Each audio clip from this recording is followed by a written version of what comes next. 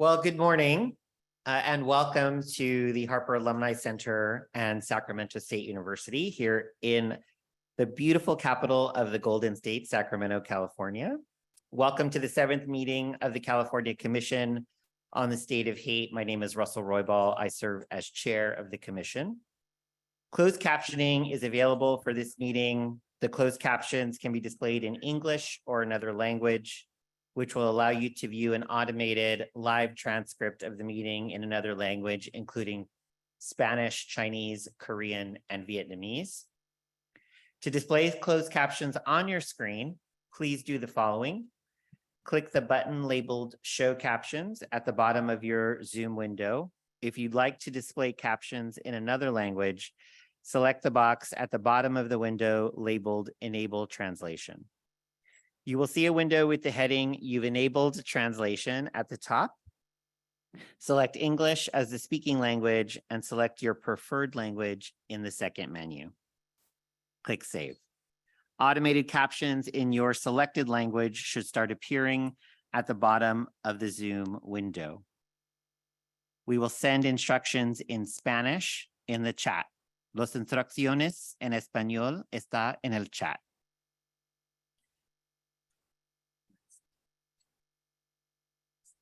Next slide, please.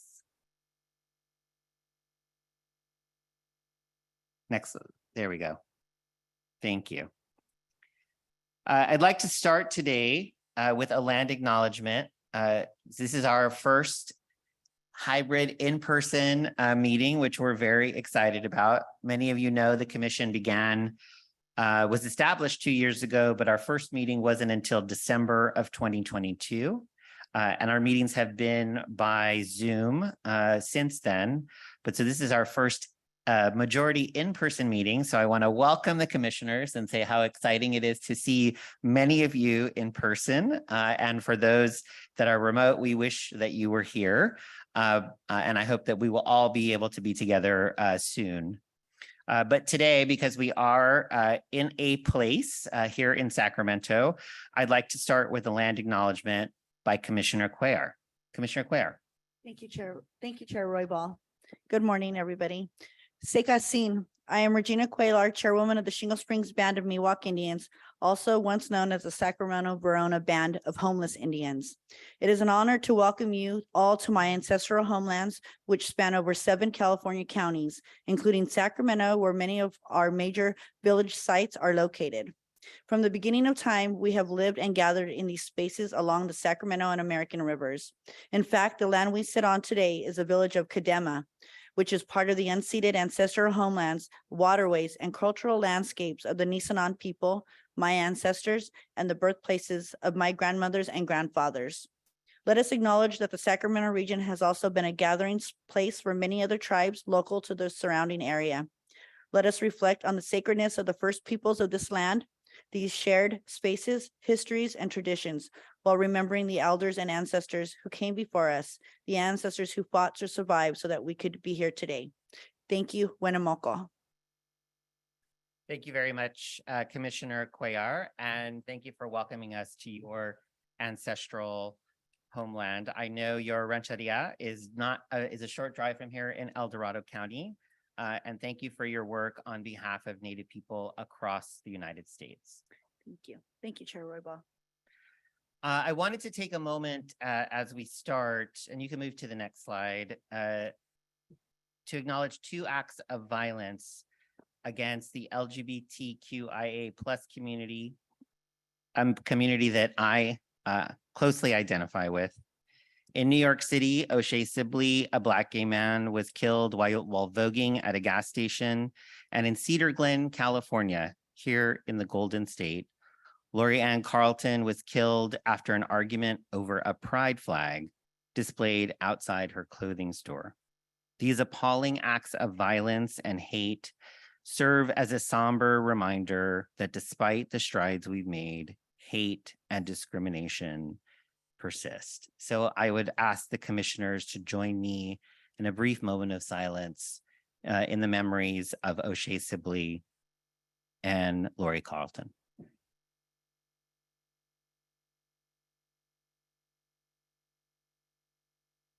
Thank you. And I also want to acknowledge the many names that we don't know who are victims of hate and violence across the United States and here in California, and is the purpose of why our commission exists.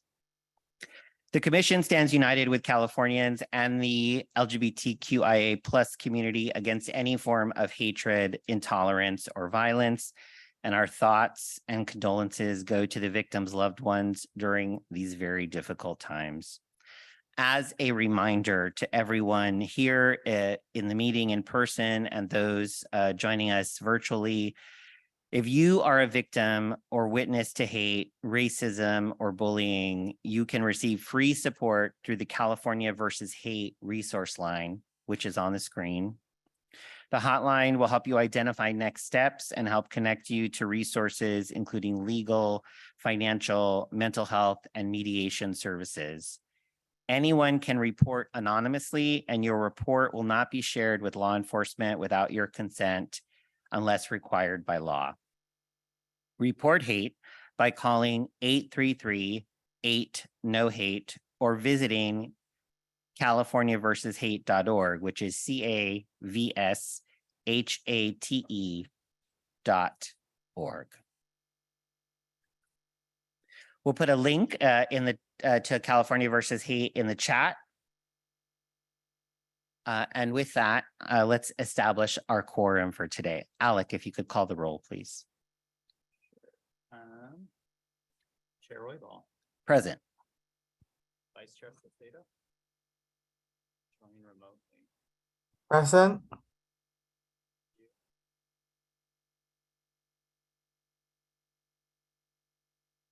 Commissioner Damsky here. Commissioner Che would be remote.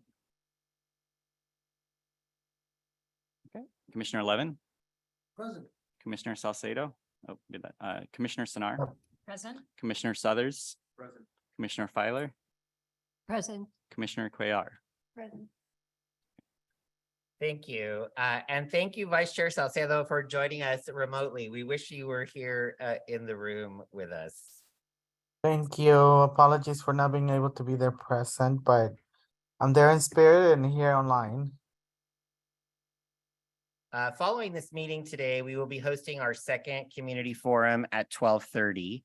We invite all members of the public to attend the community forum and to have your voice heard. The forum topic is on mental health impacts of hate and will feature presentations from subject matter experts as well as community-based organizations who will provide information about mental health resources in California. There will be ample opportunities for public comment throughout the forum, and we encourage everyone to attend. The commission is deeply committed to receiving community feedback, and your input is critical for helping build the foundation of the commission's work. So again, the community forum will take place today at 12:30 p.m. here in this room and virtually. The Zoom link to the forum will be the same as for this meeting. We'll put a flyer with more information about the community forum in the chat. Before reviewing the agenda, if you can move to the slide on public comment. Before reviewing the agenda for this meeting, I'd like to review the process for public comment. First, this commission is a public body, and an important part of being a public body is hearing from the public. To that end, this meeting is open to the public, and there will be opportunities for public comments throughout the meeting today. To keep an orderly meeting, please make sure you comment only on the agenda item under consideration. If you have comments that are not specifically related to an agenda item, please save your comment for the agenda item titled Public Comment on Items Not on the Agenda. To submit a written public comment, you may email the commission at csh@calcivilrights.ca.gov. We'll put that email address in the chat as well. For everyone in the room today, you may submit a written comment by emailing us or by writing your comment on a piece of paper and handing it to Rebecca. Rebecca, please raise your hand. Hi, Rebecca, welcome. If you submit a written comment that pertains to an agenda item, we will read it aloud or summarize it when the public comment portion of that agenda item is open and before any vote. If the comment is not about a specific agenda item, we will read it aloud or summarize it at the end of the meeting during the agenda item, public comment on items not on the agenda. If you would like to speak at the meeting to deliver your public comment, you will have the opportunity to do so during the public comment portions of the meeting. At the end of an agenda item, we will ask if there is any public comment. We will begin with people in the room with us today and then move on to public comment on Zoom. For those who have joined us in the room today, you may request to speak on an agenda item in person by raising your hand during the public comment period, and Rebecca will provide you a microphone to make your comment. If you are joining us on Zoom, you may request to speak on an agenda item by raising your hand virtually on Zoom. To do so on a computer, please raise your hand by pressing the raise hand button on the bottom of your screen. If you are on the phone, you can raise your hand by pressing *9. In the interest of time, we will limit verbal public comments to 3 minutes per person. You may view the agenda for this meeting today by visiting the Commission's website, calcivilrights.ca.gov/Commission on the State of Haight, and clicking on the button labeled Meetings and Agendas. Also, in any search engine, you can put California Commission on the State of Haight and the Commission's website will come up. We will send the link to the agenda in the chat. So with that, was lot to say in the beginning.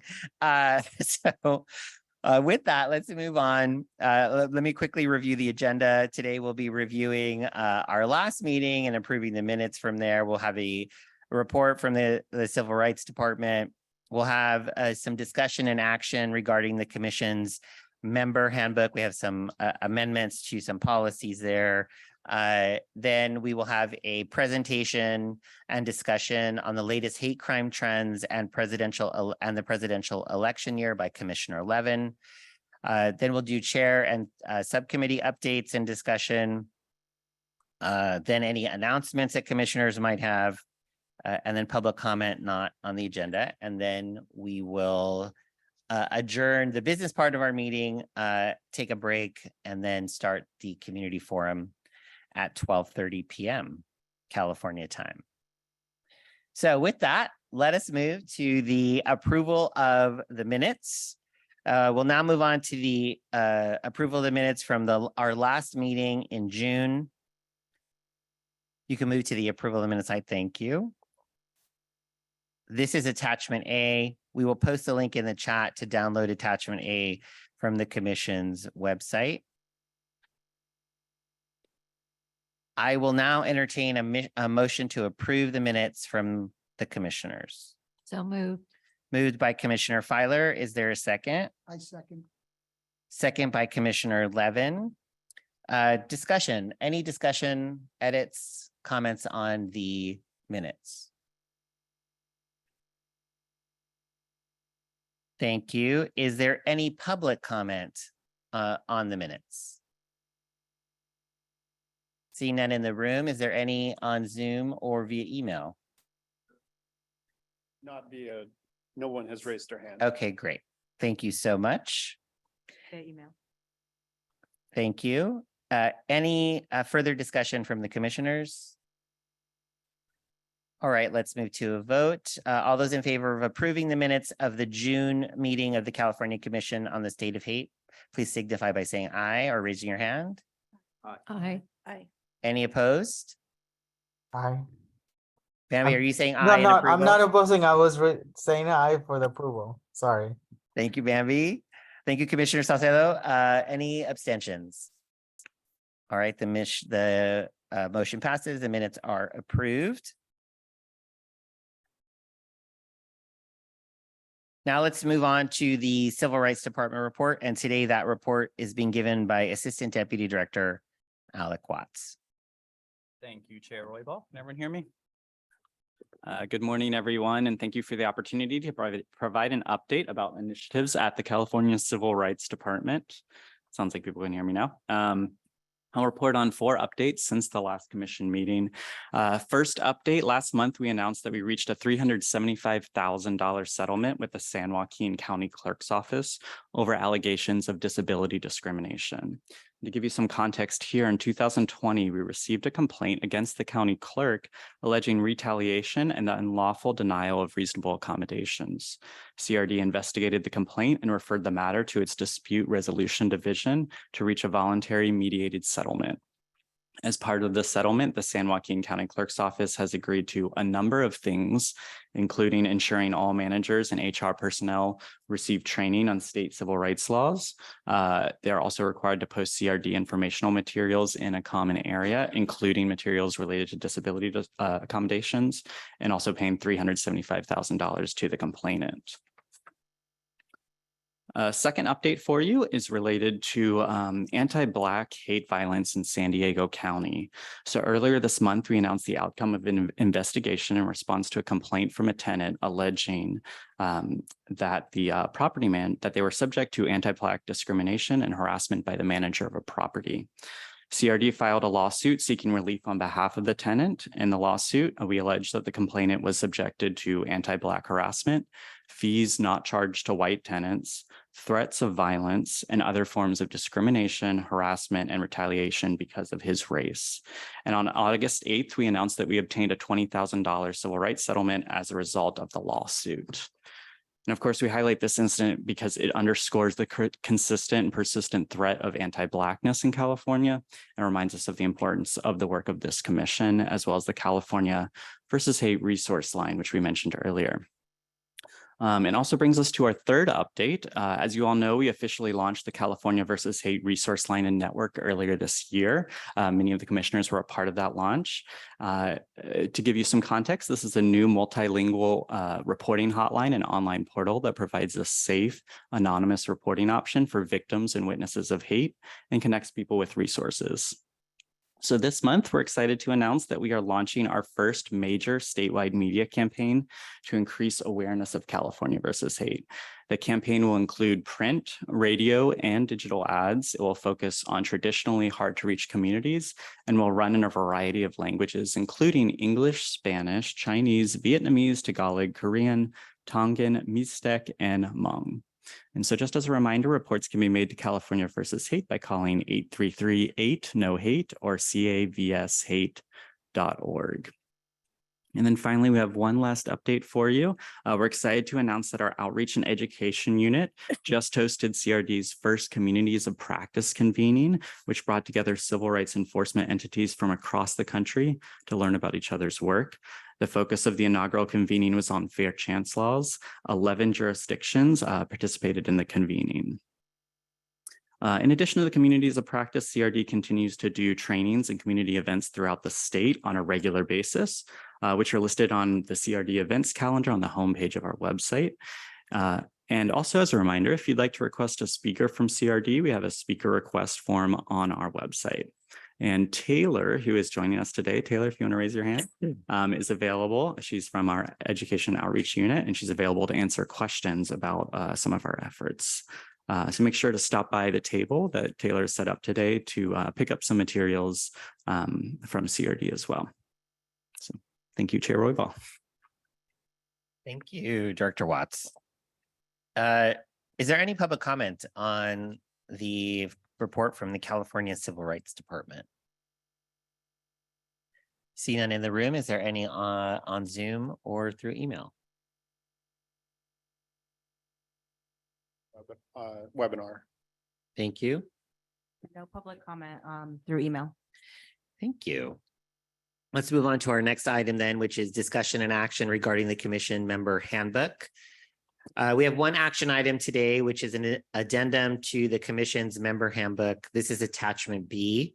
We'll send a link to this document in the chat. The amendment does two things. First, the amendments do two things. First, they strengthen the requirements related to potential conflicts of interest. For example, commissioners are required to leave a meeting during discussions regarding a matter where they may have a conflict of interest. Second, the amendments reflect guidance we received from the Fair Political Practices Commission. The FPPC informed us that at this point, commission members are exempt from filing statements of economic interest related to their positions. This may change in the future, but this is their guidance for now. Therefore, the amendments remove the requirement for commissioners to file statements of economic interest, but they do encourage commission members to still do so.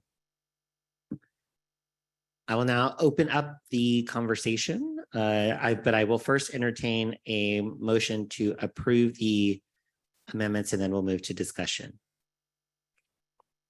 So moved. Moved by Commissioner Filer. Is there a second? I second. Second by Commissioner Cuellar. Discussion from the commissioners or questions? Yes, this relates to the Form 700 disclosure form? Yes. Okay.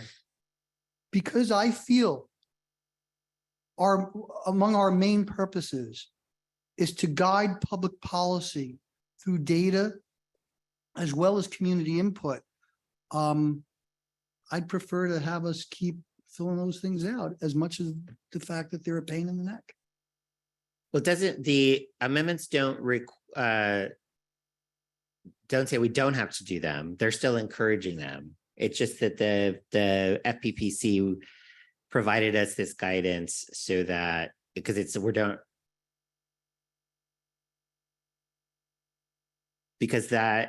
trying to think now that I'm thinking about the guidance again, that we can still fill it out. The form can still, and we're encouraged to do so. The guidance from the FPPC was just that it's not required of members of this commission or this public body in particular, which is why the amendment came following that guidance. But we can ask Director Watts if you want to provide any more information on I that. think that's correct. I think we've talked to our legal counsel and FPPC fairly extensively, and we all asked several follow-up questions. They did provide an exemption specifically stating that this body does not have decision-making authority. It's an advisory body, and at least at this point in time, we are not required to file, the commission members are not required to file statements of economic interest. Nevertheless, because at some point, I do believe this commission will do that. I'd like to open it up for down the line to re-examine this. Oh, certainly. I think that the guidance from the FPPC was that it could change. So that certainly can change in the future. Commissioner Sinar? Right. I just wanted to note that the language that is proposed to be amended actually also explicitly notes that if the commission's recommendations are accepted or adopted regularly without significant modification by government bodies, then the exemption may no longer apply. And if any commission member believes that the grant of the exemption no longer applies because of a change in circumstances, we are obligated to notify the senior advisor. So I think that the language is precise that at this point, the exemption applies because we do not yet have a significant or a history of making significant and regular substantive recommendations that are regularly accepted without modification. My understanding is that essentially that means that if at some point we issue recommendations that are essentially rubber stamped or adopted wholesale over a period of time, then we would be required to file these disclosures, and that the language in the handbook, I think, seems to accurately reflect both the guidance that we've been given, but also I think the very important point that if we do begin making policy recommendations with a level of frequency and they are adopted without substantive modification on a regular basis, at that point, the disclosures would be required.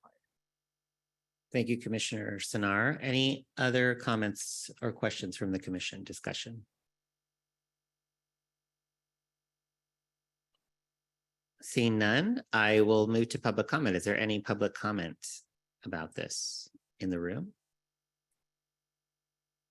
Seeing none in the room, is there any in Zoom?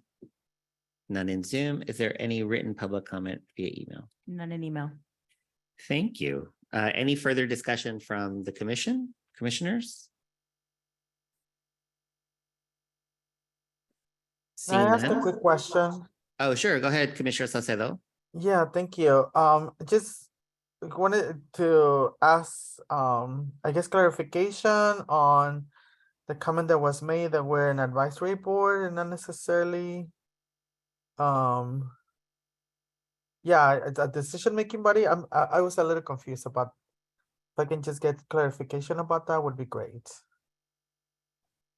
Alec, do you want to? Sure, I can handle that. Thanks for the question, Vice Chair Salcedo. So essentially, so I am by no means an expert on this, just to clarify, but our understanding is that an advisory body, we are charged with providing recommendations to other bodies that issue regulations and essentially pass laws. So we are providing recommendations for the legislature to consider, for the governor to consider, for other state agencies to consider, but we don't necessarily have the authority to pass those ourselves, if that makes sense. Yes, thank you. Yeah, thank you so much. Appreciate that. Thank you for that question, Vice Chair Salcedo. We'll now move to a vote. All those in favor of approving the amendments to the commission's member handbook, please signify by saying aye or raising your hand. Aye. Aye. I can't see you, Commissioner Salcedo. Are you saying aye or raising your hand? I Thank you. Any opposed? I oppose. One opposition, Commissioner Levin. Any abstentions? All right, thank you. The motion passes. Now, we're going to get to the informational, the juicy part of the agenda, which is our informational presentation and discussion by Commissioner Levin on the latest hate crime trends and the presidential election year. I know there's been some excitement about this, not only from commissioners, but from the public. So we're very excited to welcome again to do a presentation on this very important topic, our colleague, Commissioner Levin. Thank you so much, Chair Roybal, and thank you, staff of Civil Rights Department, every single one of you, and all these wonderful commissioners. When we tried to get this passed years ago, we prayed that we'd get the caliber of diverse, wonderful people that you see here. And I want to just take this opportunity to thank all of you for this. If I may also, if we do we have the slides up? The PowerPoint? Oh, there we go. What I wanted to do was actually turn over the running of the Center for the Study of Hate and Extremism to our new director, Steve Merrill. And I had three pieces of advice for him. Lead with your heart, be bold, as we say at Cal State. Public policy and data are critical. They're the stars, not us. And the last thing that I told him was have feet on the ground in the community. And if we could go to the next slide. And unfortunately, he's had a literal trial by fire. We have folks from the center who live up in the San Bernardino Mountains, very close to where Laura Ann Caldwell was murdered. And I just, if I may just say this one thing from our center, because this is my last time representing the center, and I am ceremonially going to give him this T-shirt, Dr. Merrill, and my Cal State lapel pin. So he's officially in charge.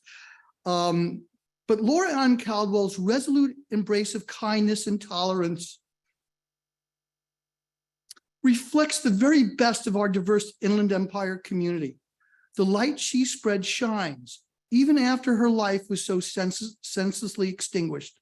Her daughter Ari's counsel to move forward in preaching love and acceptance in her honor is a call we are all duty-bound to embrace and advance. Moreover, we must powerfully condemn root to branch the vile bigotry and violence that so brazenly targets our LGBTQI brothers and sisters and those like Laura who love and care for them.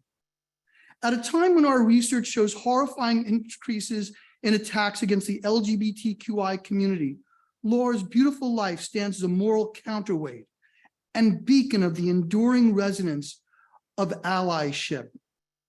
And if I could just add one last thing before going into the data. Senator Kennedy shortly before he was murdered on the night of the assassination of Martin Luther King, said this: "Let us dedicate ourselves to what the Greeks wrote so many years ago, to tame the savageness of man and make gentle the life of this world. Let us dedicate ourselves to that and say a prayer for our country and for our people." And if I may just use a little leisure domain, if anybody watching this or knows anyone who has been victimized in a hate incident, please call 1-8338-NO-HATE, 8338-NO-HATE. Thank you for that opportunity. Let me move quickly into the next slide so we can actually see some of the data. So here's what we found. These are the main takeaways from our latest report, which we're going to officially release next week. We wanted to have a time for mourning for our community, both in the Inland Empire and our LGBTQI brothers and sisters. So here it is.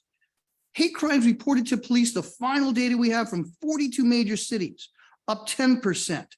We have a sample from 16 states and DC, up 16%. The 10 largest cities rose even more, up an average of 22% to a second consecutive modern record. And that's 2 times the level that we saw just a decade ago.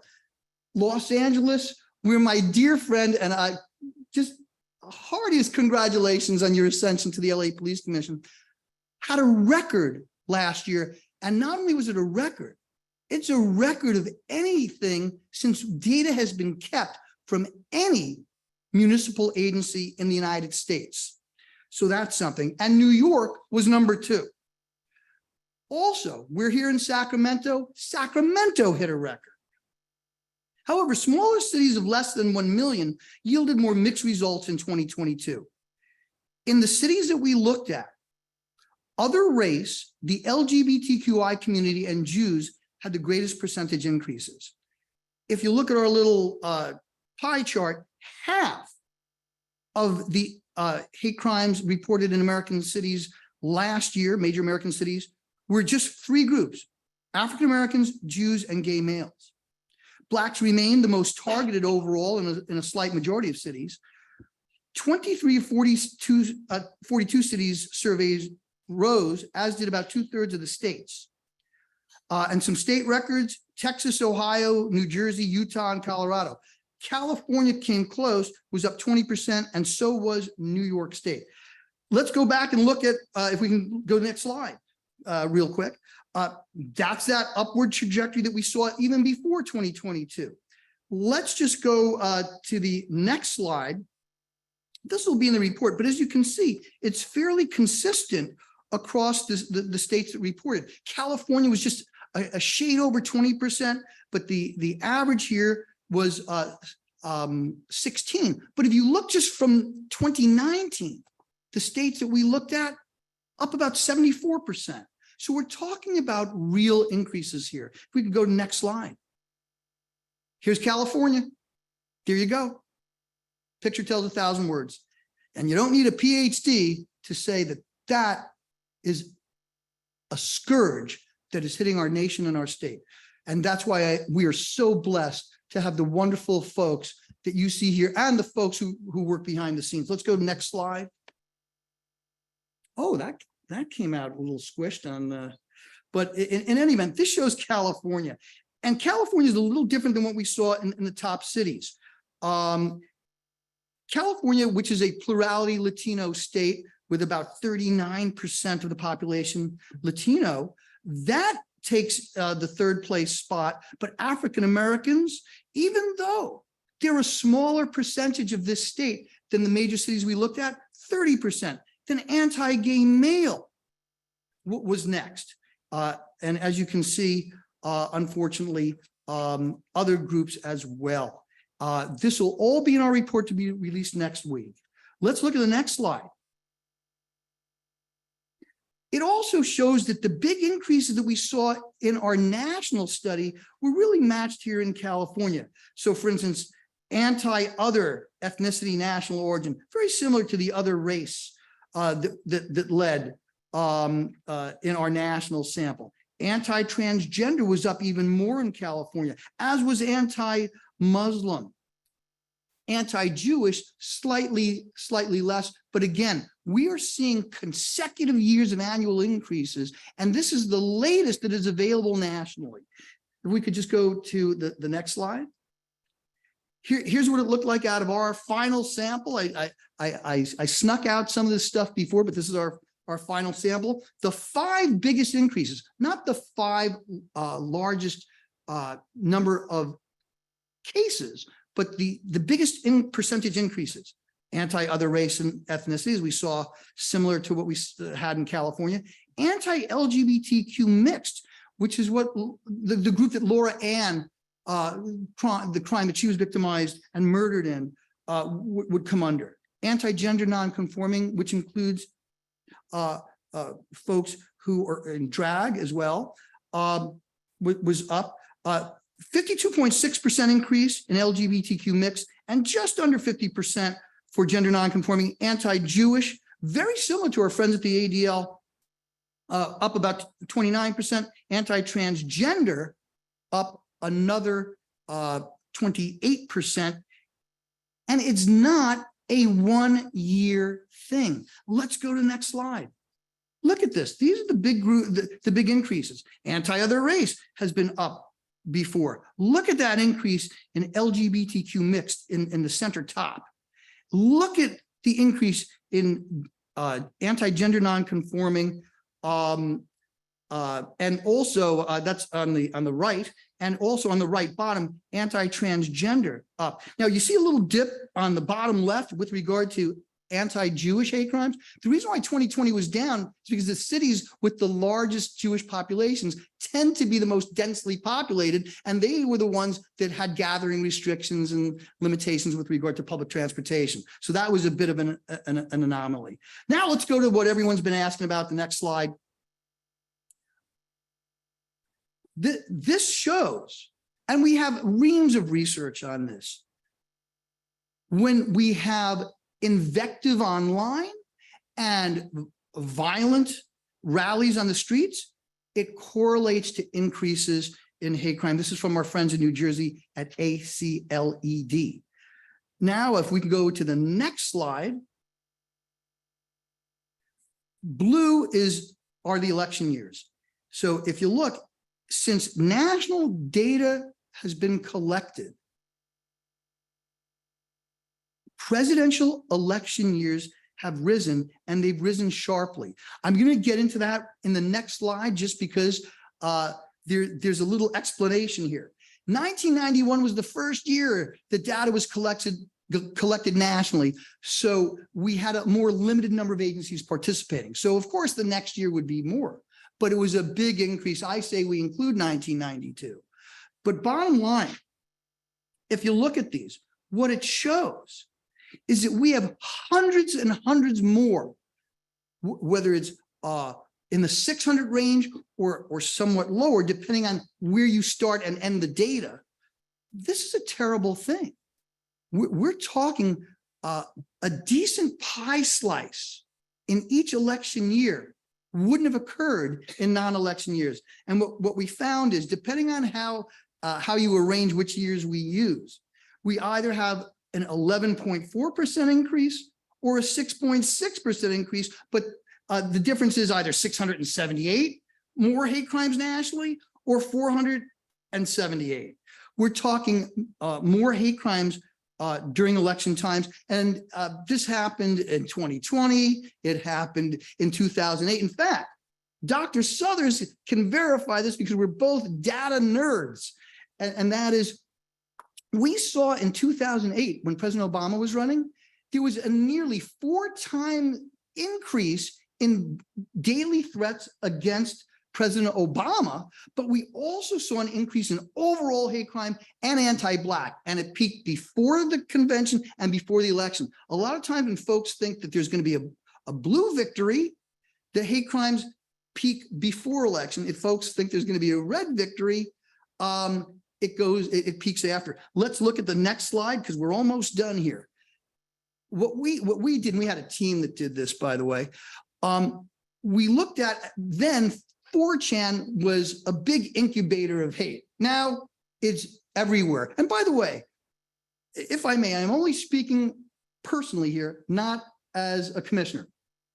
What a disgrace that the head of Twitter has the temerity to go on national television saying that they're doing all these wonderful things, when at the same time, Gas the Jews was running around on Twitter and not taken off for a while. And similarly, this murderer that struck our community, what were his two places of choice? Twitter and Gab. Oh, and Gab was the place that the Tree of Life killer was on. And by the way, this here is scripture from the Tree of Life Synagogue in Pittsburgh. And I told Rabbi Meyer I would bring this to our meetings so that we never forget what we're here for. But if you look at that, hate online peaked at the same time that hate on the streets did. In fact, November 2016 was the worst month in 14 years for hate crime. And you can see, look at that lockstep increase in horrible hate invective that was online. I'm not going to repeat that, that was in there. If we could go just to the next slide. Look at day-by-day ticks. Where is this from? It's from my friend Dr. Souther's old stomping ground at the FBI. But he wasn't crunching numbers. He was an FBI SWAT. So, but in any event, that day, the day after the election, was the worst day for hate crime going back 13 years. And in 2020, remember I talked about conventions? Guess what?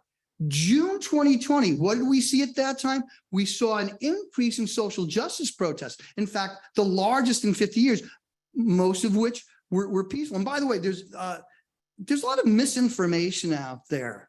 Okay, the homicides that I looked at that we saw, a lot of them were what we would consider hate type homicides during that time. In fact, 2 people murdered in Northern California was a Boogaloo boy, right wing. So if you look at that and look at that, the day after the election, hate crimes went up against everybody. So one of the things that we're seeing now is a disturbing trend, unfortunately, of what we've seen in our community. And that is when there's invective, it not only targets, for instance, the African-American community or the Jewish community, but it targets allies as well. So some of the things that we saw, well, anti-Black hate crime was rising in June 2020, for instance, right before conventions and things like that. We also saw, in addition to the N-word go up, BLM negatively referenced, as well as Antifa. And we saw what happened then. So we are very concerned about an increase next year. This year, it looks like, at least in the very major top most populous cities, a decline. LA, not as much of a decline as some of the more Midwest and East Coast cities, but also we're waiting for a big cadre of data for this year from the smaller cities, and that can run counter. So we're not going to make a call on 2023, but so far down, but I think it's the eye of the storm, the pause. And what we've seen, if you look at, and we've seen this before, if you look at that invective, for instance, and these hateful rallies against the LGBTQ community, which is also broadening, by the way. In other words, anti-gay male kind of plateaued, and what went on top? Anti-gender non-conforming, LGBTQ mixed, and anti-transgender. So that's where we are for this year. But we are very concerned, and we are concerned. You know, people talk about civil war and all that kind of stuff. What we're looking at now, I think, are routinized and less intermittent acts of violence, which tend to rise in these election years. And what I'm also concerned about is even the good news ain't good. So, for instance, we had a decline in extremist homicides. That's true, but we were one gun jam away from having records, right? So we got to be worried about that. And also the rise of militias. So when folks say, well, Southern Poverty Law Center showed that hate groups went down. Yes, but anti-government groups went up, for instance. And when folks went up to me and said, well, what about anti-Asian hate crime down? Yes, we found a 35% decrease. Even with that decrease, in California had a similar one. Guess what? It would still be the second worst year ever for that community. So we have to remain vigilant.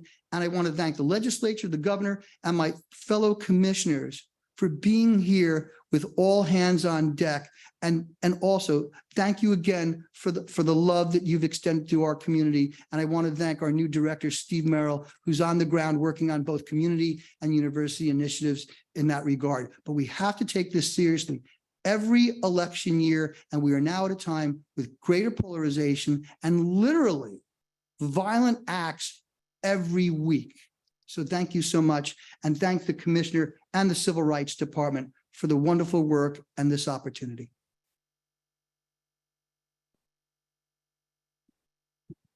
Thank you, Commissioner Levin. I went out and sat closer to the screen so I could see it. Thank you for that wealth of information. Very helpful to our work at the commission and for your continued work. And congratulations to your successor. They have very large shoes to fill. God bless you. So are there any questions to Commissioner Levin from the data presenting? Commissioner Filer?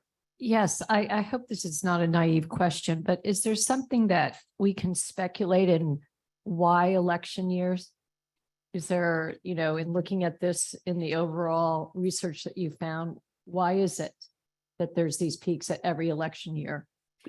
Well, first of all, anti-authority and the fact that people are more tribal during election years. And one of the things that we broke down in one of the previous slides is we also looked at who was getting attacked. And it's very interesting. And unfortunately, because you do such wonderful work with the Federation, I hate to tell you this, but a lot of times it also stops at the Jews. 2018, a conflictual Senate time when we had to flip. During the summer, record, or I shouldn't say record, significant multi-year increase in anti-Latino.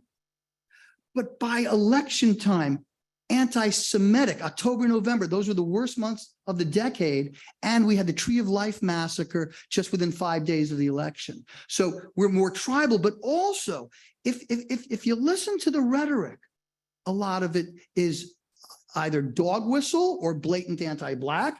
Black stole the election, right? By the way, I'm not saying that. I'm saying that's what's out with the extremists. Or George Soros, right? Who and even which is so interesting, even the killer, I'm not even going to say his name.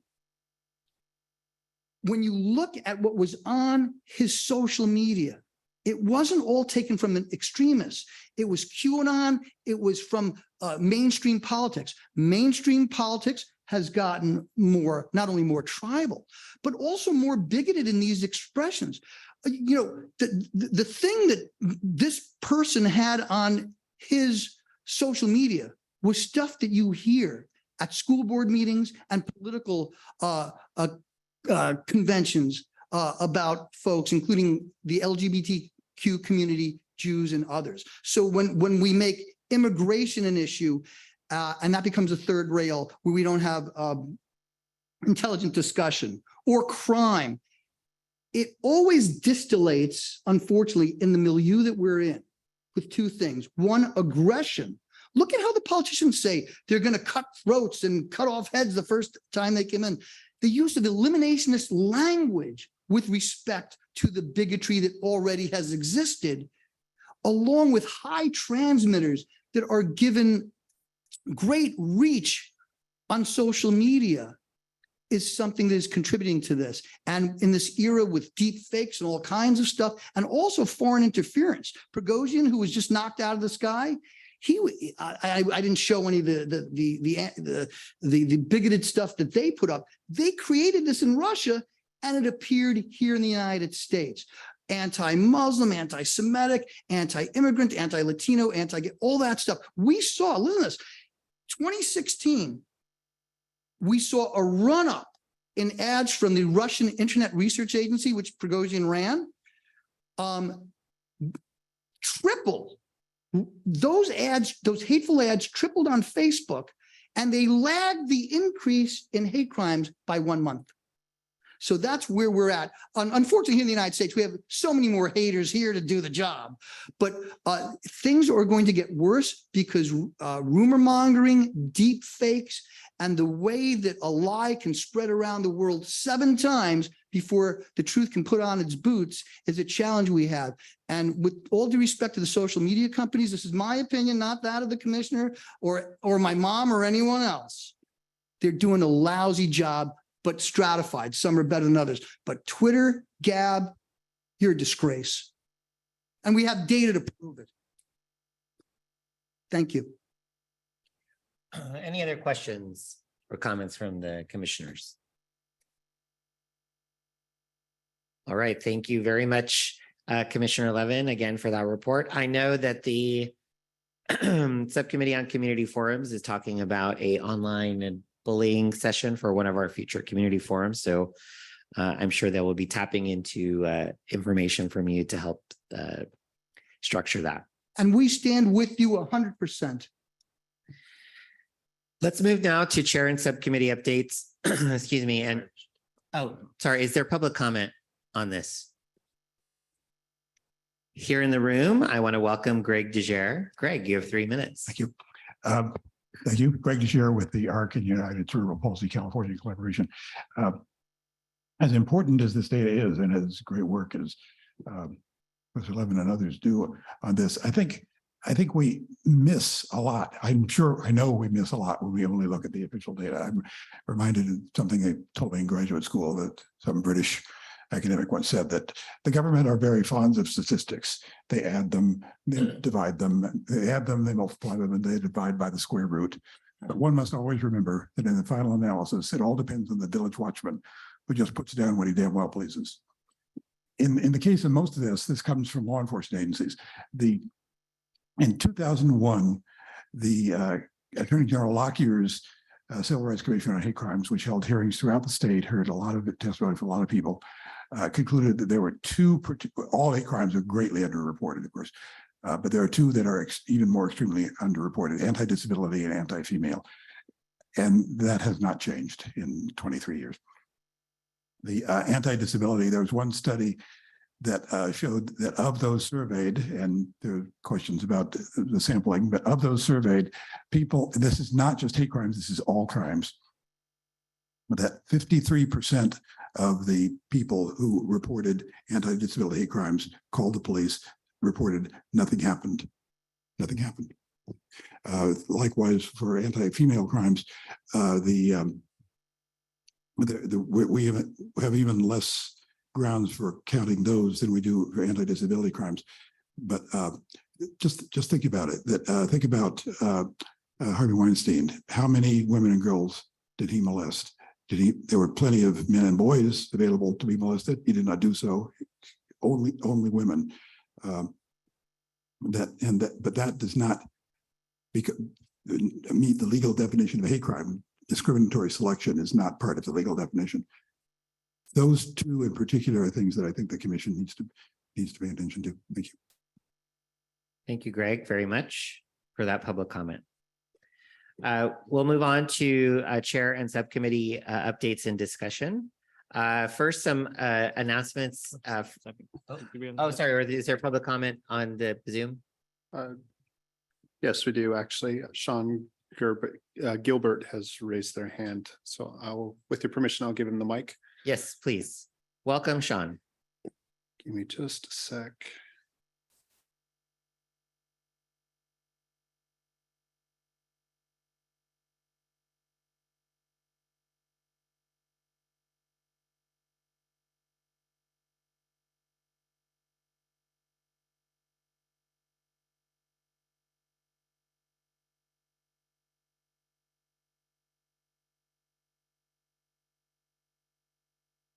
Apologies.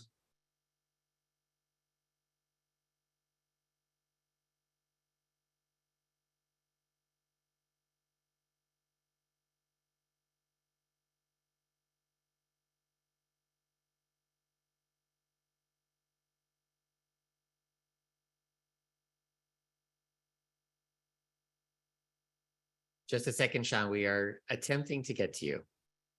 Yeah, apologize. I'm not able to bring up the full participant list. Here we go.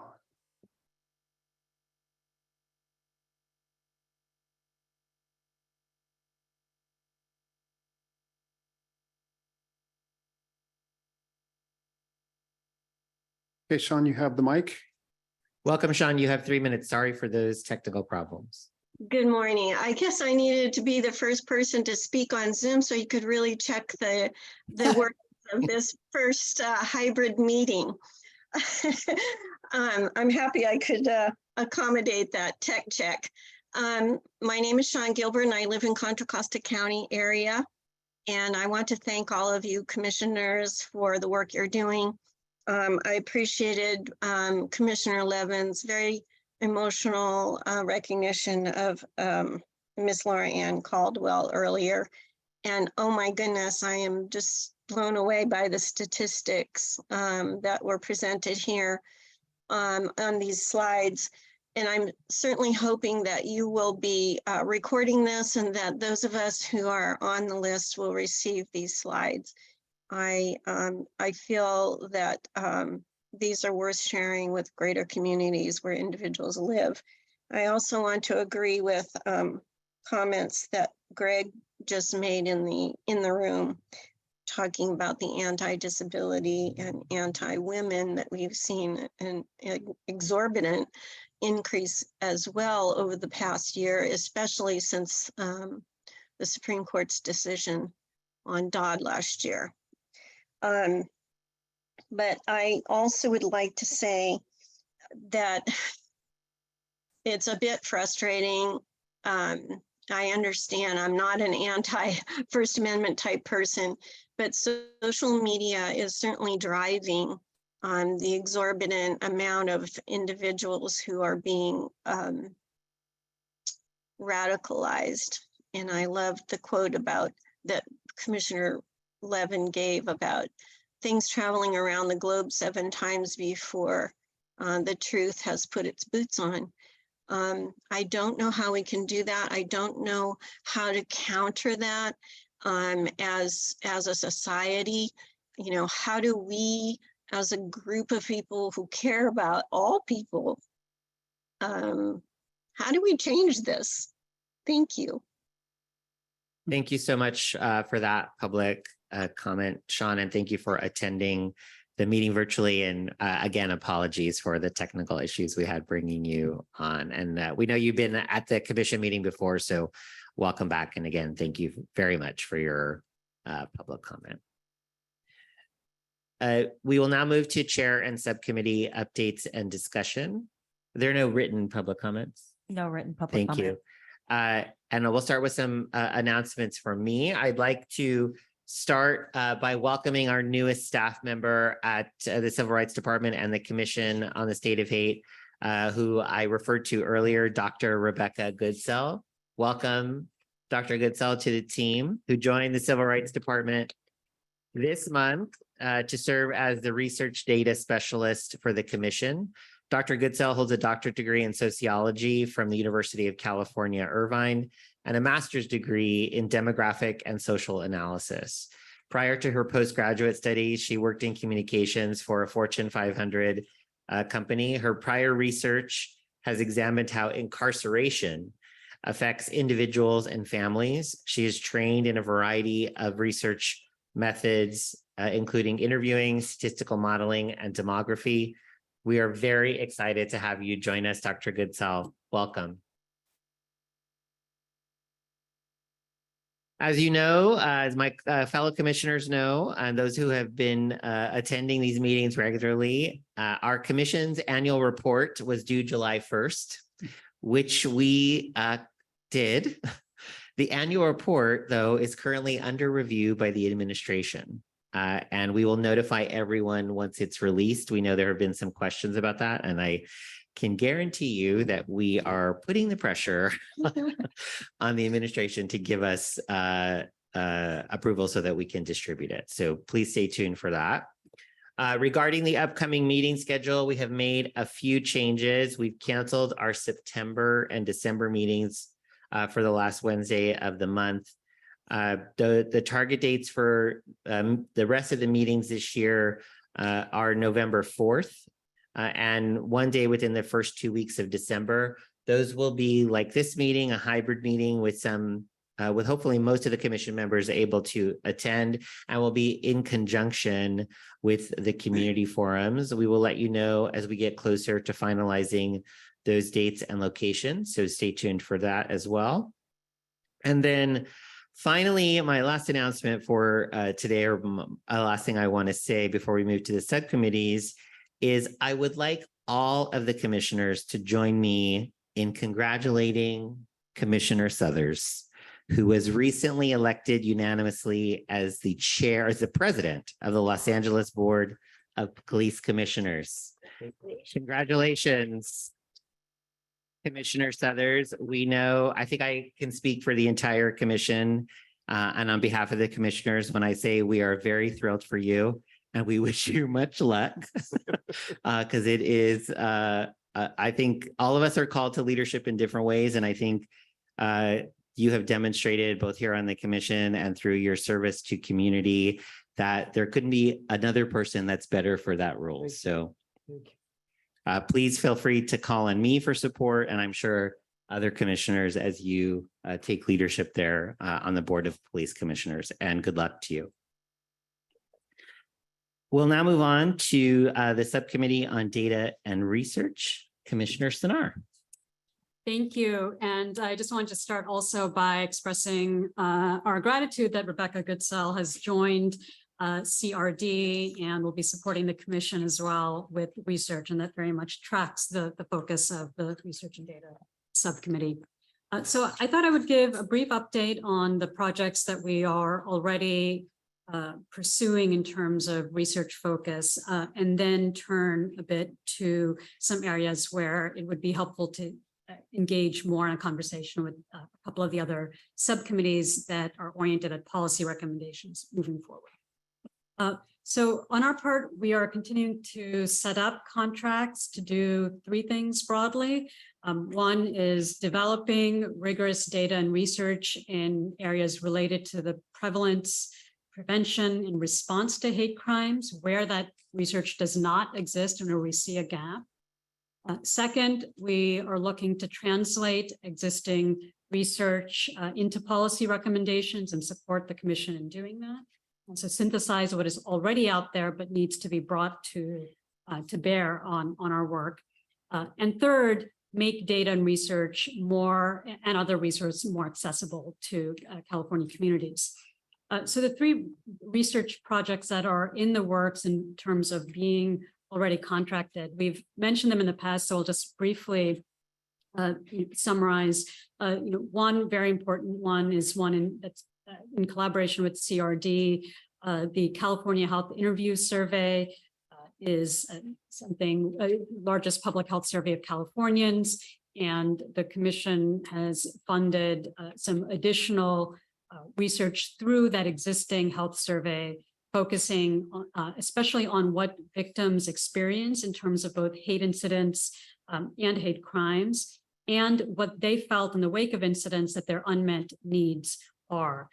So I mentioned that both to say that as a commission, we're definitely focused on looking at data beyond solely law enforcement sources. For part of the reason that was mentioned earlier, there's a lot that is not reported to law enforcement that we need to be aware of.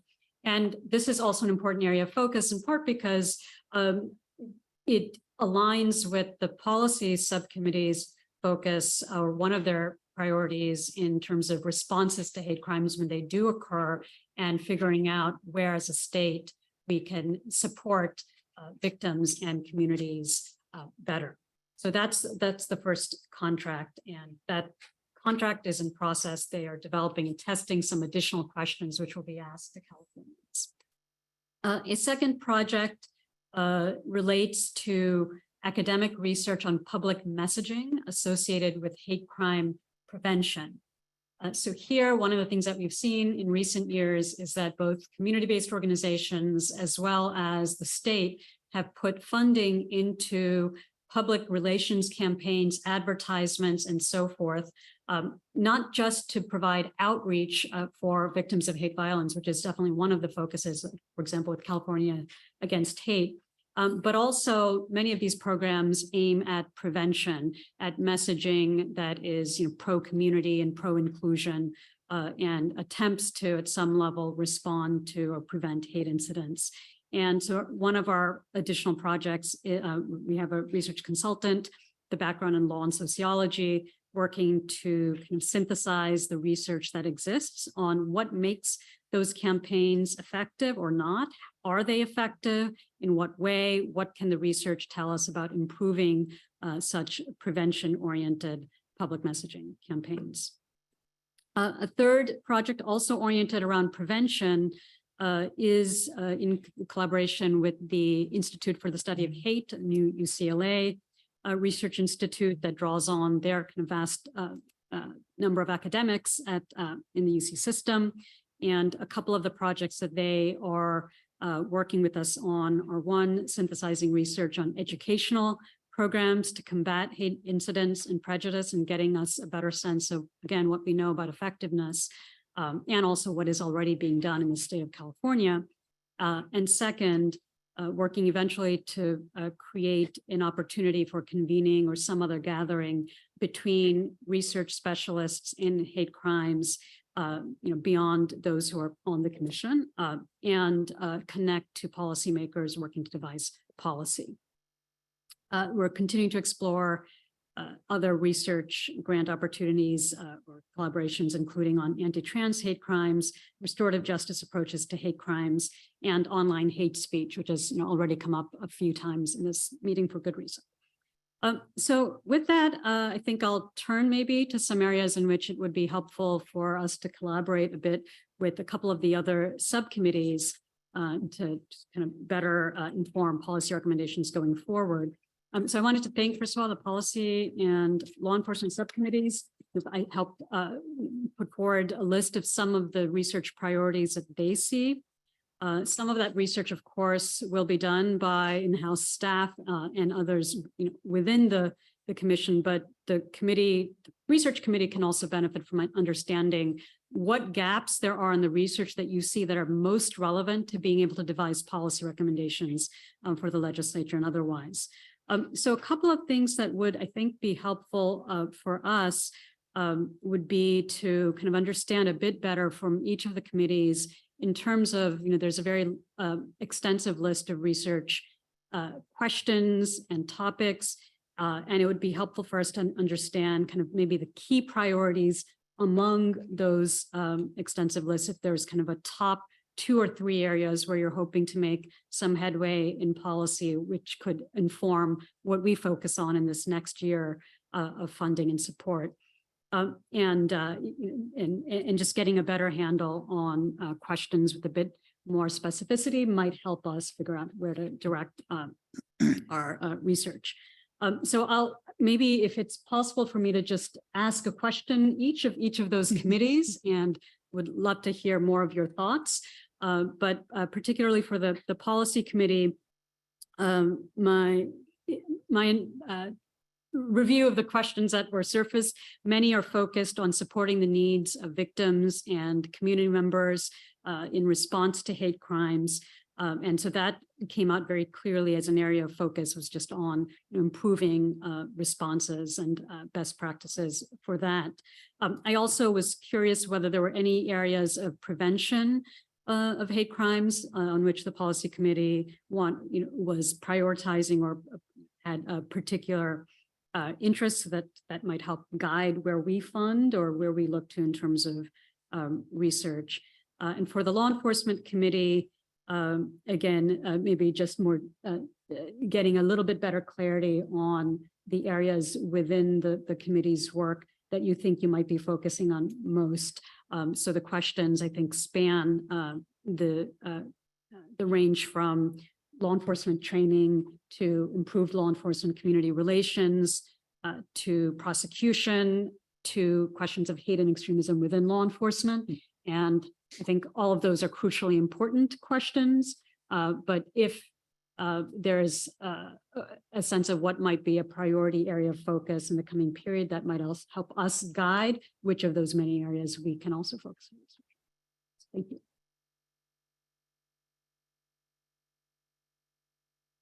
So Commissioner Sonar, you are asking the policy recommendations, best practices subcommittee and the law enforcement committee those questions. Commissioner Cuellar, did you have a response to? Yeah, actually, I think I'm up next. Commissioner Che was gonna be giving the update, but I'm glad to do that.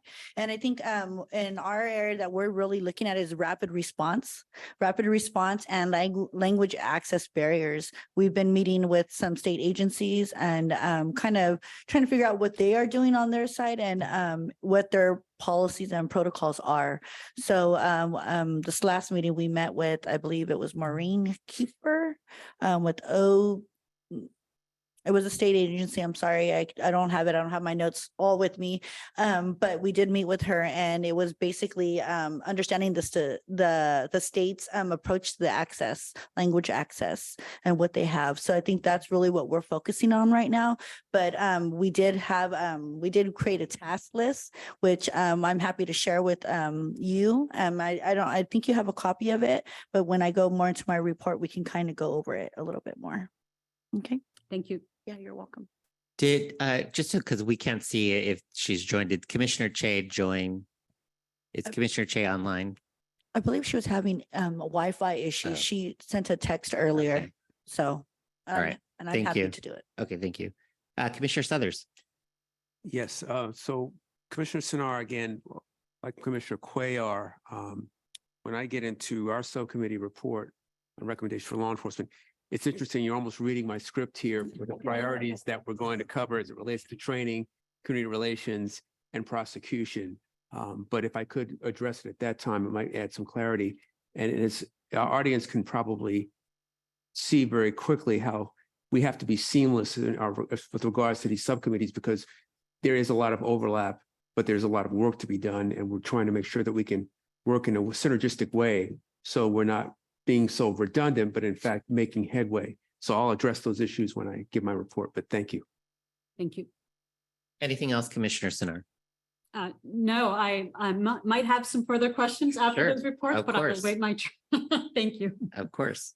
All right, then let's move on to our next subcommittee, which is Subcommittee on Policy Recommendations and Best Practices in Other Jurisdictions. Commissioner Cuellar.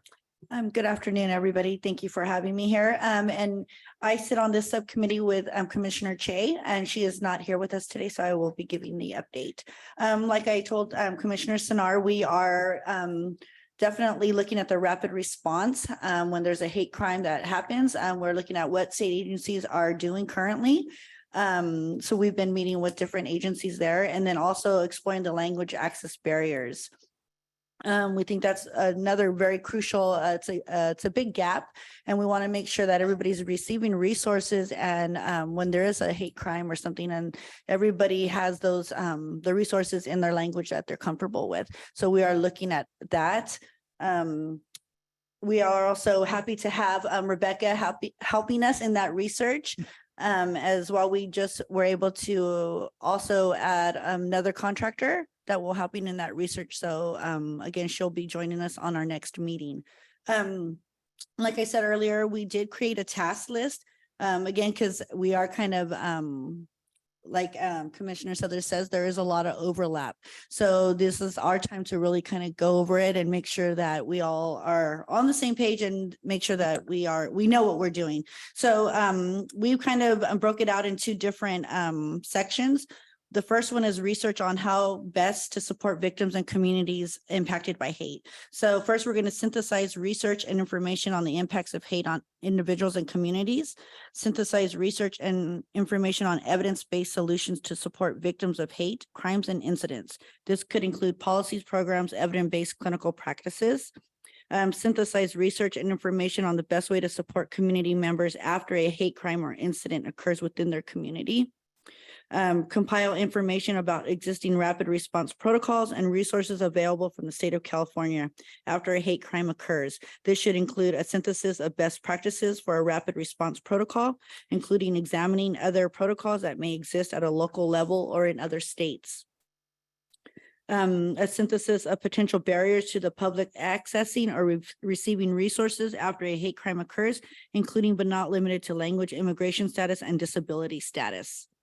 Also, we'll be compiling and evaluating existing training of employees of state agencies related to recognizing and responding to hate. This includes employees who play an integral part, public safety function and interface with the public. We'll be conducting a research study interviewing community-based organizations about best practices and the needs of individuals, community members impacted by hate crimes and incidents.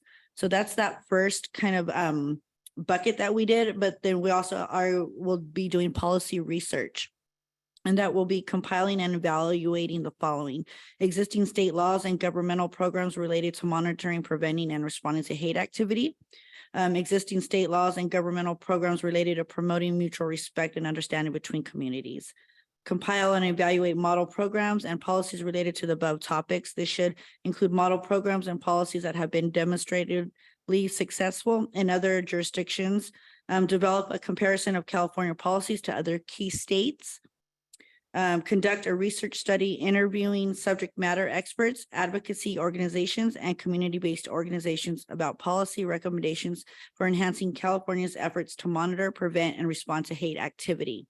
This may include a discussion of legislation previously introduced into the legislature. So that's kind of quick kind of thing with what we're doing.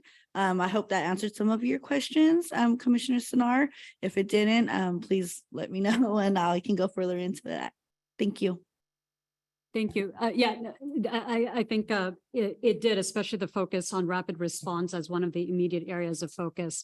I think with the second set of topics on evaluating state laws and government programs related to monitoring, preventing, and responding to hate activity, because that spans so many government programs and kinds of responses from prevention to response, at a point when you have identified particular areas of focus, maybe within that set of policies and programs, then it might be helpful to have some further conversation about how we could focus on research specifically oriented towards parts of that. So for example, on the prevention side, is it a focus on education? Is it a focus on online hate speech? Is it a focus on public messaging or, law enforcement for that matter, but any number of particular subsets that might be helpful for us to get a better sense of. Okay, will do. Definitely. Thank you. May I just interject a quick thing? Just because we don't get to have these conversations because of the state rules. And this is not as a commissioner or an official request of the commission. But 30 years ago, I went before the state Senate and I specifically asked that undocumented people be explicitly covered. Technically, they're covered by the law. But there are two things that I would hope would go into this mix of analysis and whether or not I'm right. And that is one, something that we could do statewide, similar to what is the case with LAPD Special Order 40, where if an undocumented hate crime victim reports a crime, they will not be turned over to federal immigration authorities, number one. And having something where that we can reach out specifically to that community. And I know that people are going to criticize me on this, but I think it's important, whether it's the disabled community or whether it's undocumented people. We know that we're not the Native American community. We're not reaching in the way that we'd like.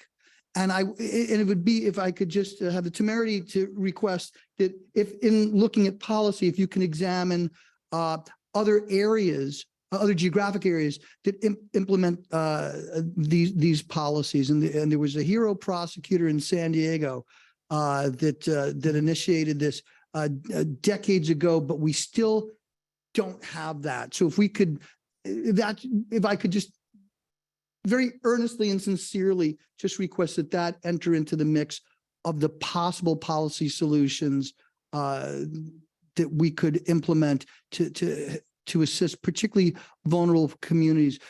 We've had cases where teenagers know that they're undocumented workers and they beat the daylights out of them and they get away with it. And this must stop. So thank you so much for giving me that opportunity to talk to you. I don't get to talk to you because it would violate some kind of state regulation. So thank you. For Thank that. you, Commissioner Levin. Anything else, Commissioner Cuellar, from you for the subcommittee? I think that's all. I think I've covered it all. I'm sure if Commissioner Che was on, she'd probably add some things. But no, I think that covers it all. Thank you. Great. Thank you so much. Let's move on to the subcommittee on recommendations for law enforcement. Commissioner Suthers. Thank you, Chairman Roybal. And on a personal note, I just want to say that words cannot express my thanks for the support that I've gotten from this commission. I have the enviable position of being at a university that's extremely supportive of everything I do there and everything that I'm able to do outside of it, serving on two very esteemed commissions. And I know two things in my life. As we used to say in the intelligence community, coincidence takes a lot of planning. And at the same time, I also believe, as Mark Twain once said, the two most important times in your life are the day you were born and the day you realize why. So I'm very honored to be able to do this. Having said that, I serve on the subcommittee on recommendations for law enforcement along with Commissioner Adamski, who could not be here today. I want to thank Director Watts, Director Monroe, and our program analyst, Monica Chavez, for getting us together every 2 weeks. It is the fastest meeting that I have every 2 weeks, and it ends too fast. But we do accomplish a lot. Having said that, as I mentioned previously, Commissioner Sinar almost read my script here, but I'll go through it. We too are trying to contract with a researcher, and one of the benefits of being on the faculty at a research university is I have people walk in my office and say, I'd love to join you to do research on the commission.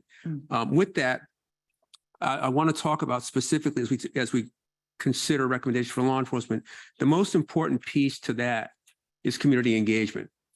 When I hear stories about unreported hate crimes due to a fear of law enforcement or a notion that law enforcement won't or can't do anything, that's something that has to be addressed. With that, there's a training and education component. I can tell you that a majority, if not all, law enforcement agencies in the state are engaged in training and education, if for no other reason, at the, I should say, at the direction of the California Post, which is the Peace Officer Standards and Training. What we're going to be doing first, Commissioner Sinar, as we talk about training and education, is we've got two different spheres that we're working in. First thing we want to do is, and I'll just read the task as we've written it, compile and evaluate tools, practices, resources, trainings, and best practices that have been successful in responding to and/or reducing hate activity that law enforcement that law enforcement agencies have and how they prioritize in their different organizations. We're going to prioritize California in that search, but we're also going to look across the country to see who else might be doing it better. Along with that, as we talk about the prosecution and investigative side, we're going to reach out to law enforcement and those prosecutorial bodies to see how they are actually reporting, investigating, and prosecuting and responding to these hate crimes. It's a lot of work to do, but we do believe that we can find some commonalities with regards to things that are working. So that's one of the things that our new researcher that we'll bring on will be looking at as we try to put this together.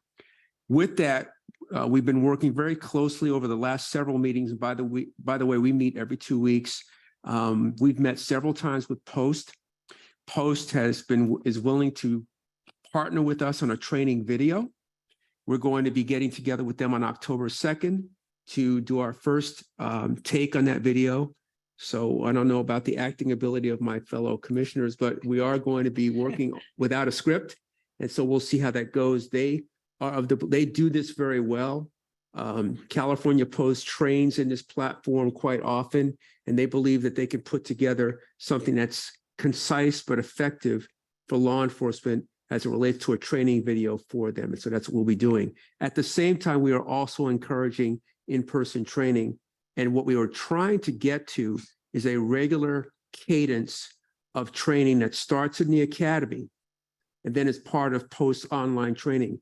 If you've been at the command level of law enforcement, as I have, there's only 3 different states of being for most law enforcement officers. They're either on duty, in training, or off duty. And that's it. And they spend a majority of time in training for what is mandated training that occurs throughout their careers. We would like to see this be one of those elements that is mandated throughout their career. The second thing I'd like to mention is that we have been bringing subject matter experts to our subcommittee meetings. Most recently, we had Dr. Keith Burkhart, who joined us on July 27th. He is an expert. He's a computer scientist at our Information Sciences Institute at the University of Southern California.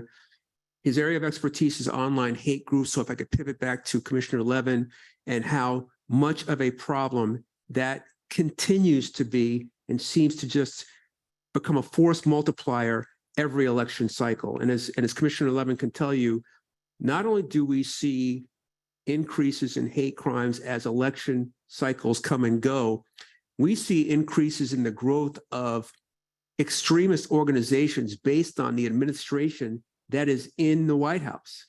And so it's a very interesting data trend that has been the same over the last 30 to 40 years. Dr. Burkhart came in and shared with us the scope of the online hate group problem, the role that these online groups are now playing, and he had some very interesting policy recommendations that were in 3 different groups. He went extreme, no pun intended, to suggest that we actually ban hate groups. The second was to try to keep users from hate groups online. And the third was encouraging those people who are engaged to leave. And like many of my colleagues here in the commission, I've worked with and still work with a number of groups throughout the country and the world who have gotten into a de-radicalization programs such as Life After Hate and some others. And they've been quite successful. The percentage of recidivism on those groups is almost 0. So he talked about getting those people who are engaged to actually leave those groups. Last but not least, if you followed the news on Monday, the Anti-Defamation League came out with a report.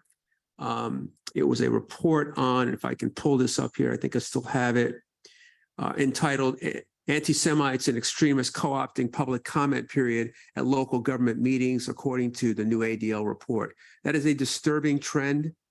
With all due respect to the First Amendment, we're seeing some very interesting behaviors at these meetings across the country at the local, state, and state levels. And it is a conversation that we're having in our subcommittee with regards to what kinds of actions can we do to at least get some guardrails up so that we don't have a tragic incident. I think that's all I have here, and I'll just open it up to start with Commissioner Sinar to ask if I've answered your question. But again, the 3 of our subcommittees are going to have to work together seamlessly because the overlap is not only necessary, but I just think it's going to be quite productive if we do that. Yes, thank you. I think that was extremely helpful, especially to hear the update on the post-training video.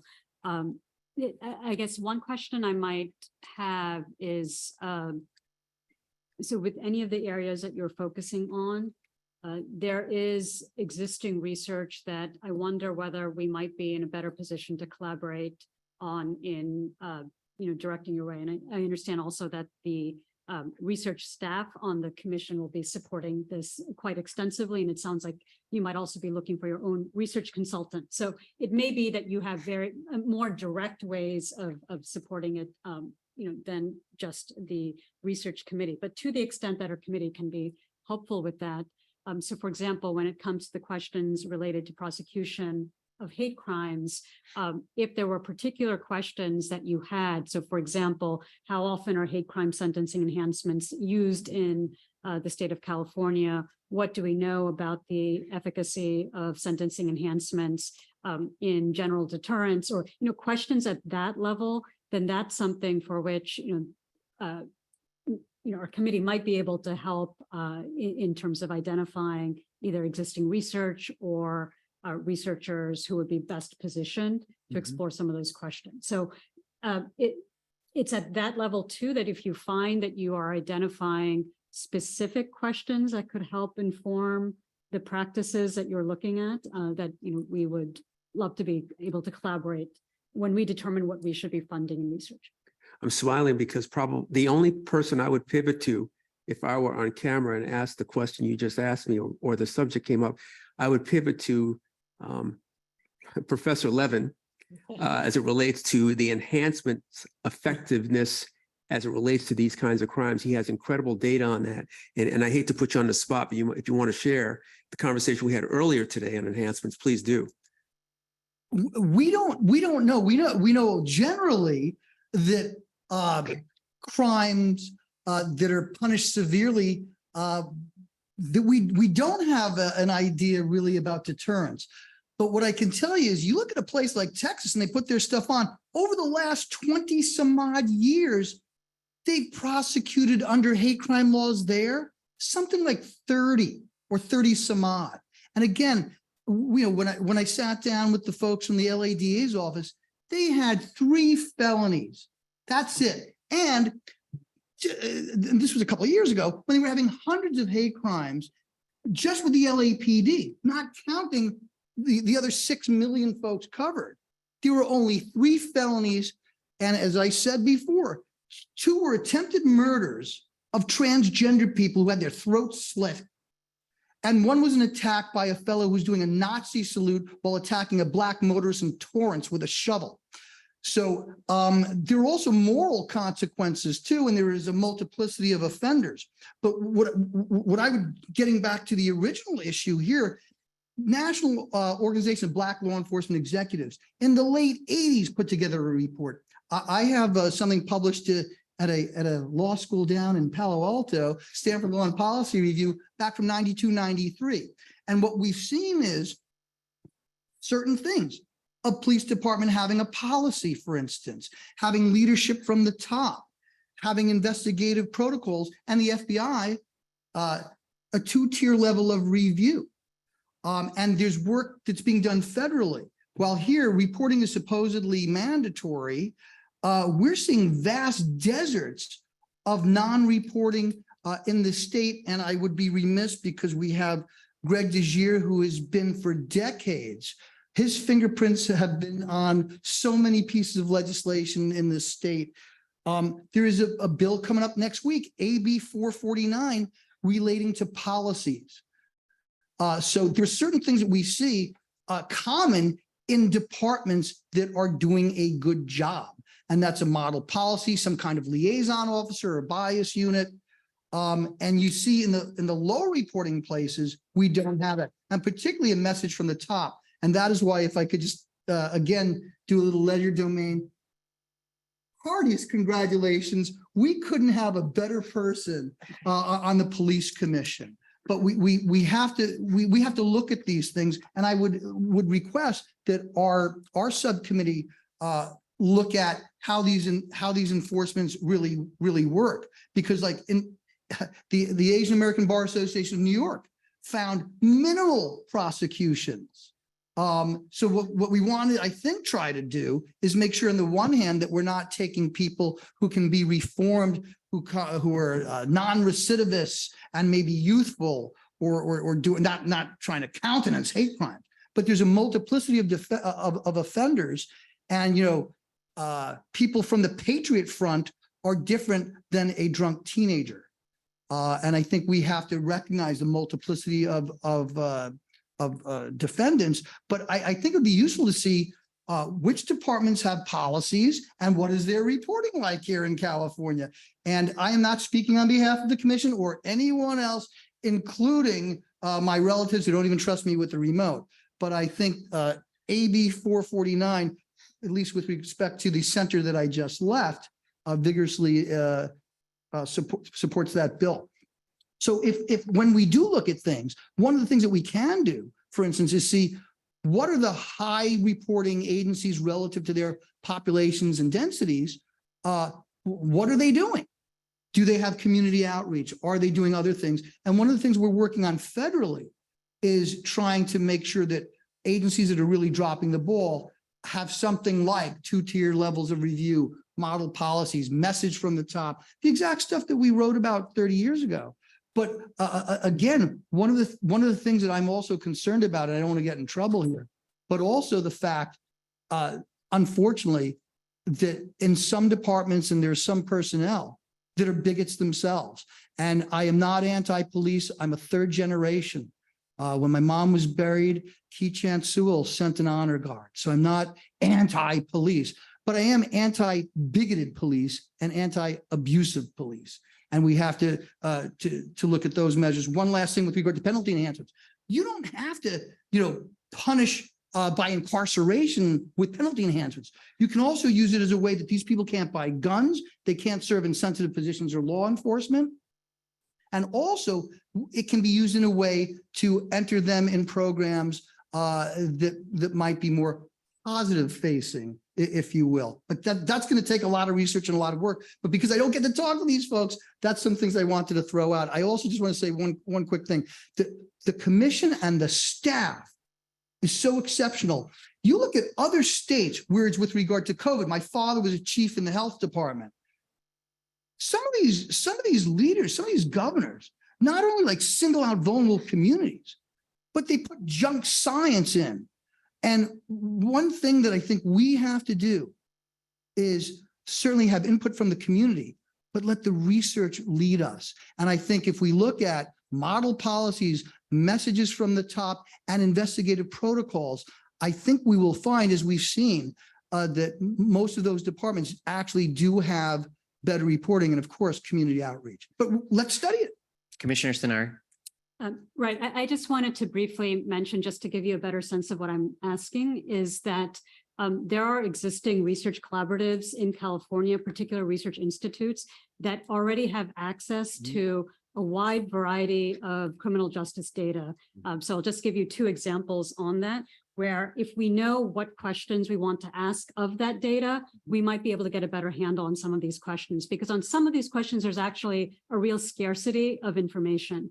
So for instance, the California Policy Lab, which is a research collaborative, it's an institute affiliated with the UCs, they already, through a collaboration with a different California commission, one of the commissions oriented toward criminal justice reform, already have access to, and we're working with a lot of California Department of Justice data on crime, on all kinds of crime. So that is one institute that's already set up to do analysis. If we have questions, that would be useful for them to explore. Similarly, there's a quantitative research project at Stanford University that I'm familiar with, not involved with, but that involves a specific focus on sentencing enhancements in California. And they also have done a lot with analysis of sentencing enhancements in San Francisco and other places. So I just mentioned this to say that the more specific the questions are, because there's not actually a lot with respect to hate crimes and sentencing enhancements. And I mentioned this not because it is necessarily the #1 question for us, but as an example of the kinds of questions for which, if we have a clear sense of the scope of your interests and questions, then we can also try to support these broader collaborations with research institutes that have partnerships to get the data and sophisticated analysis that can be generated from that. Thank you, Commissioner Sinar. Anything else, Commissioner Suthers? No, that's going to be very useful, particularly as it relates to the investigative and prosecution piece that we're looking at. I just wanted to pivot and close by saying, I want to thank the Peace Officer Standards and Training, or POST. It's very important that we partner with them, because they actually are the body in the state that funds the law enforcement agencies throughout the state when those officers have to be in training. And so the reason we're reaching out to them is, if we're successful in a video, again, those are training materials that, as those officers engage, agencies don't lose personnel or funding for personnel because they're engaged in training. And so we'll be doing that. Last thing is just if I may, a vignette. the education piece is not just in the law enforcement officers, it's in the community. And people need to know when a hate crime is taking place. And I tell this story because it doesn't seem like a big deal, but it could be. We had a robbery at a McDonald's, and because of what the assailant said and did to the victim in the McDonald's, that responding LAPD officer knew this wasn't just a robbery. And so that I was so happy to see that obviously they were able to catch the assailant, but more importantly, that officer recognized this wasn't just a robbery. There was a motivation here. There was an objective here. He picked that person out in the McDonald's because of a specific reason. And that was a result of training and education. And that's why I am so committed to this, because if we can get that, we can really get our hands on what's going on in terms of what's happening, at the same time educating the community so they understand when they've been victimized and not having that fear to come to those agencies and report. And Commissioner Roybal, that's the end of my report, and thank you very much. Thank you so much, Commissioner Suthers. We have one more subcommittee report. We're running a little short on time because of the forum is scheduled to start at 12:30. And so how apropos that we move to the subcommittee on community forums. Commissioner Filer. Yes, I'll try to be as quick as possible because we do have our forum coming up. But in partnership with Commissioner Cuellar, we have been meeting every 2 weeks with Director Watts and his team, as well as our crew team. And Christina is out there in the audience representing the crew team. It is because of these partnerships we've been able to create the forums that we are having. Our forum that takes place right after this meeting is on a topic that's important to me, as well as I think important for us as a commission to be dealing with, which is mental health and how hate is impacting the mental health of many communities. So at the forum today, we're going to have a presentation from Dr. Meyer from the Williams Institute. We're going to also have Dr. Erica Bath from the Department of Psychiatry at UCLA.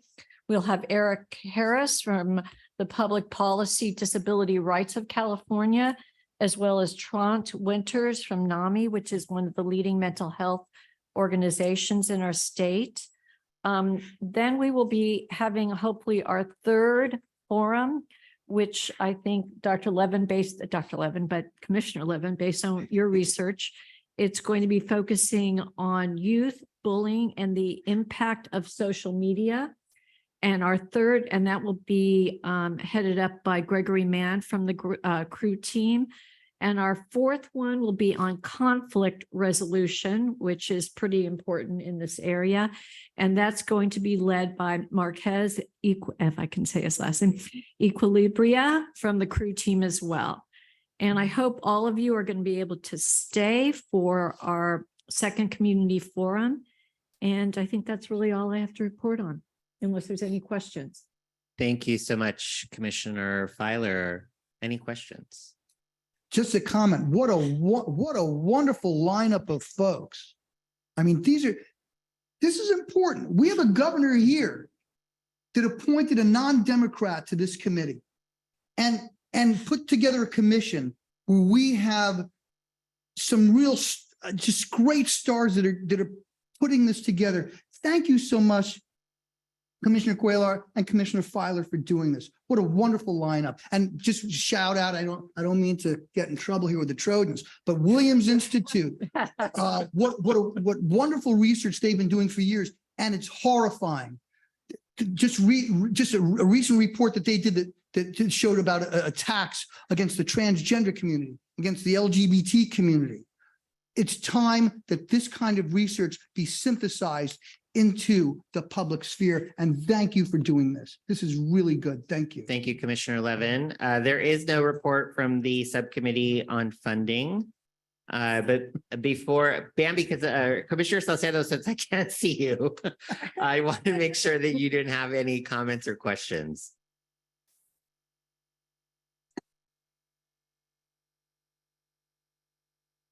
Vice Chair Salcedo, are you still there? They had to. Oh, fine. At the point in time, we do have attendee raised their hand. Okay, good. We are getting to public comment. So as we get to public comment on this section, I also want to remind the subcommittees that if you need to meet together, if you want to have a joint subcommittee meeting with another subcommittee, that is completely possible and in the realm of possibility. Just let Director Watts know. And we will publicly notice those meetings so that you can get together and collaborate. So please don't feel like you need to necessarily wait for the commission meeting in order to have those kinds of conversations. But Director Watts, just let the staff know and we can set those up for you. So that we don't have to wait to have that conversation. I feel like the conversation was very rich today and a really good crosswork around our different subcommittees. But we can meet in between commission meetings if you feel like that is a need. So please feel free to take advantage of that. We're now going to move to public comment on this section, the subcommittee reports, and we'll start here in Sacramento with Greg DeJere. Greg, you have 3 minutes. Members, I hadn't planned to speak at all today. I'm impressed by the amount of work that all your subcommittees are doing, and I'm sympathetic to the problems you're having of talking to each other. And let me just say that the purpose of the section of the Bagley-Keene Act that you're referring to is not to prevent members of public boards from talking to each other. I know that I wrote that section in 1979 when I worked with Senator Keene.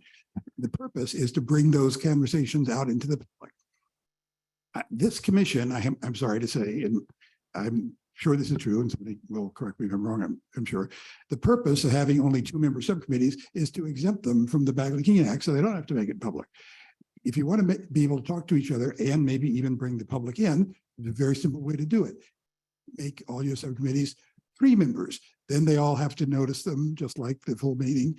Your members can listen to each other, can come to each other's subcommittee meetings, talk to each other. The public can talk. So that's what I'm advocating. Thank you, Greg, for that reminder. Is there a public comment on Zoom? So we have Vered Nizium, and I'm going to go ahead and allow you to talk now. Welcome. You have 3 minutes.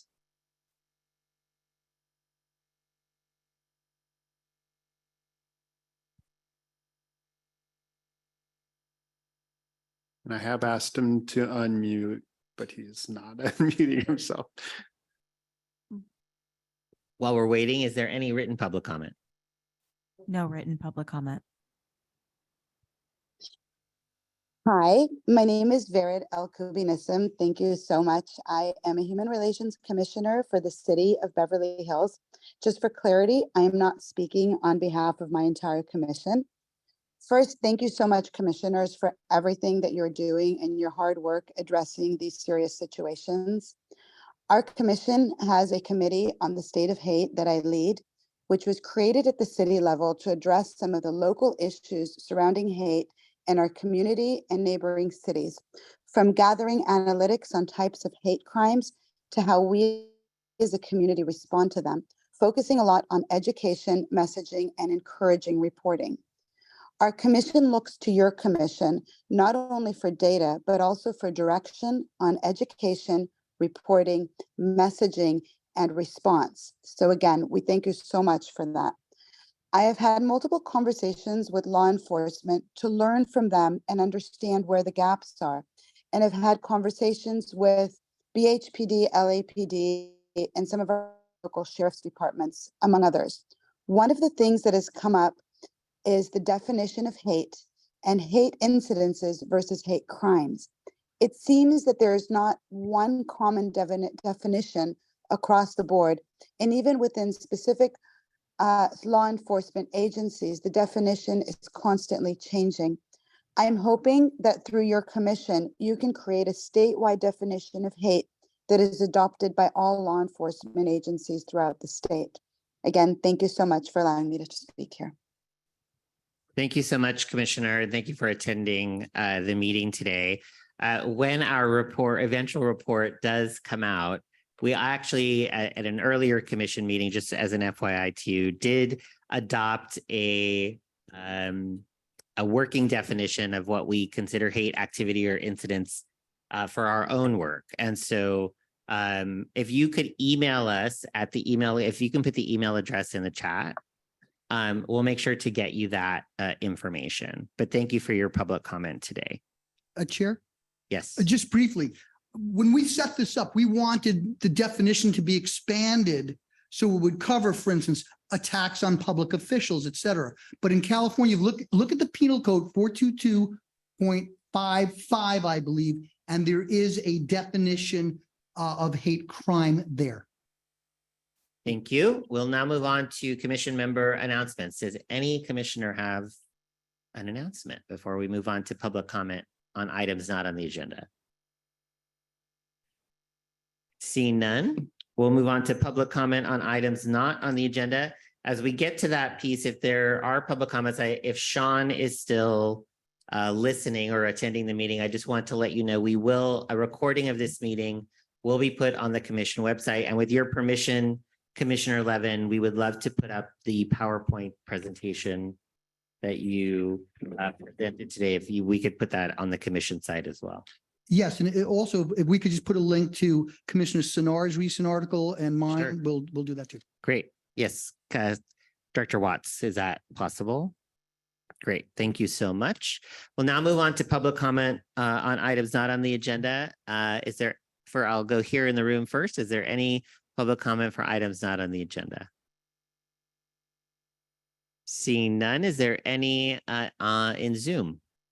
Seeing none in Zoom, is there any written public comments? No written public comment. No written public comments. Thank you so much.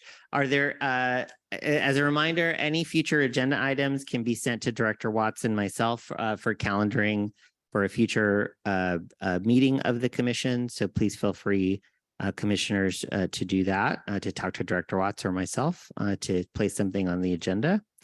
As we move to adjournment, I just want to remind everyone, we will, as Commissioner Filer said, be moving into our community forum at 12:30 p.m. I want to echo Commissioner Levin's thanks to the subcommittee on community forums, Commissioners Filer and Commissioner Cuellar, for your work. We're excited about it today. And I know this morning we started with a moment of silence and some sad news about O'Shea and Lori and what happened to them. So I want to end today on some better news and some more joyful news, which is I want to adjourn our meeting today in honor of Commissioner Suthers and his election as president of the LAPD Board of Commissioners. I think it will make our work as a commission easier having you in that role. And hopefully serve as a model for what we can do statewide with law enforcement policy recommendations. So I will entertain a motion to adjourn in honor of Commissioner Suthers. Moved by Commissioner Cuellar. Is there a second? I second proudly. Second by everyone, but I'll pick Commissioner Levin because I heard his voice the loudest. All those in favor of adjourning, please say aye. Aye. All right, we are adjourned at 12:23 p.m. We'll pick up the community forum and Commissioners Cuellar and Filer will run that piece of our meeting today. Thank you all for attending, and we'll put the next meeting, we'll calendar the next meeting on the commission's website. Thank you.